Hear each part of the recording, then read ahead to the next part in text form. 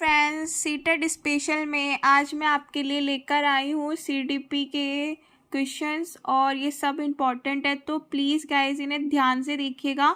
और चलिए स्टार्ट करते हैं। हमारा फर्स्ट है, निम्नलिखित में से कौन सा शिक्षक की भूमिका का सबसे अच्छा वर्णन करता है। तो हमारा सही आंसर हो जाएगा ए, आराम के लिए जगह बनाना, जहाँ बच्चे संवाद और पूछताछ के माध्यम से सीखते हैं। नेक्स्ट है हमारा, निम्नलिखित में से कौन सी कक्षा समृद्ध कक्षा को प्रोत्साहित करती है। तो इसका सही आंसर हो जाएगा हमारा नंबर सी, वह कक्षा जिसमें खुली गतिविधि कोने हो और विभिन्न प्रकार के बाल साहित्य खुली ताक शेक में रखे हों, जो दिन के किसी भी समय प्राप्त किए जा सकें। नेक्स्ट है हमारा, निम्नलिखित में से कौन सा कक्षा में पाठ्य पुस्तकों की भूमिका का सबसे अच्छा वर्णन करता है। तो इसका सही आंसर हो जाएगा नंबर बी, वे कक्षा में उपलब्ध संसाधन और संदर्भ सामग्री में से एक है।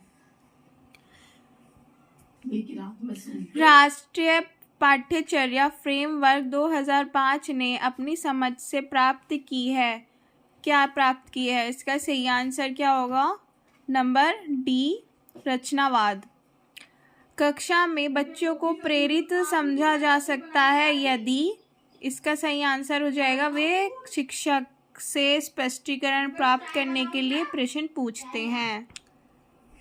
नेक्स्ट है हमारा, निम्नलिखित में से कौन सा बच्चों में अधिगम में सुधार करने के लिए सबसे अधिक उपयुक्त है। तो इसका सही आंसर हो जाएगा नंबर ए, शिक्षक को वास्तविक जीवन स्थितियों पर बच्चों को एक दूसरे के साथ बातचीत करने में मदद करनी चाहिए। देखिए हमारा सीटेट जो है ना, वो बातचीत करके सीखना, स्वयं से सीखने पे ज़्यादा जोर देता है। तो जिस ऑप्शन में इस तरह की चीज़ें हो, आप उस पर ज़्यादा ध्यान दीजिएगा। नेक्स्ट है हमारा, अनुशासन जो अधिगम वातावरण में एक महत्वपूर्ण भूमिका निभाता है, किस तरह की मदद करता है। तो इसका सही आंसर हो जाएगा नंबर बी, बच्चों को अपनी कक्षा को विनियमित और मॉनिटर करने के लिए। नेक्स्ट है हमारा, आनुवांशिकता और पर्यावरण की भूमिका के बारे में निम्नलिखित में से कौन सा कथन सत्य है।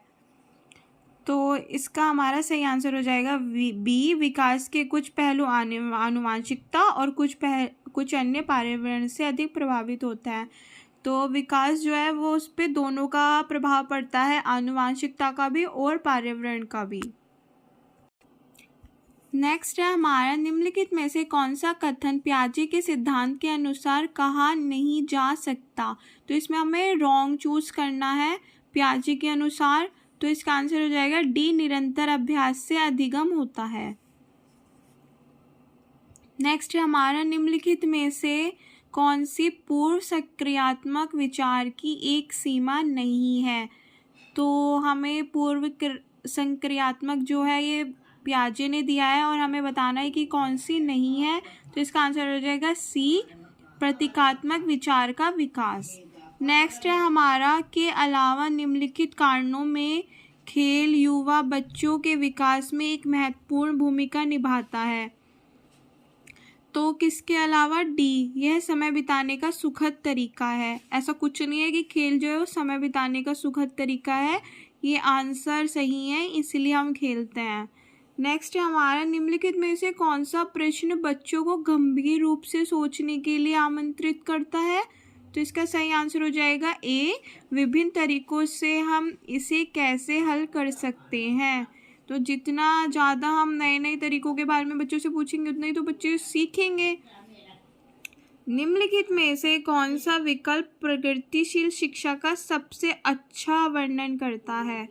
तो ये कुछ ऑप्शन दिए हुए हैं और हमारा सही ऑप्शन है नंबर बी, करके सीखना, प्रयोजन विधि, यो सहयोग से सीखना। मैंने आपको बताया ही है कि सीटेट करके सीखने पे ज़्यादा जोर देता है और सहयोग के साथ में सीखने पे देता है, स्वयं सीखने पे जोर देता है। तो आप प्लीज़ वो ऑप्शन ज़्यादा चूज़ कीजिएगा जिसमें ये हो। रैंकिंग करना ये सब गलत है।